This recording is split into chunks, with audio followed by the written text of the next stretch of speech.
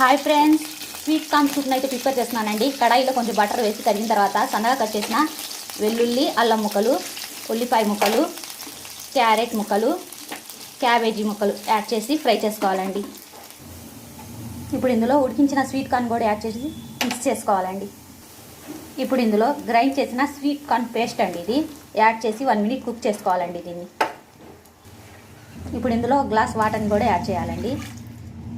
వాటర్ని బాగా బాయిల్ చేసుకోవాలి. ఇప్పుడు ఇందులో రుచి సరిపడేంత సాల్ట్ యాడ్ చేస్తున్నానండి. లైట్గా స్వీట్నెస్ కోసం కొద్దిగా షుగర్ని యాడ్ చేస్తున్నాను. మిరియాల పొడి, సన్నగా కట్ చేసిన కొత్తిమీర.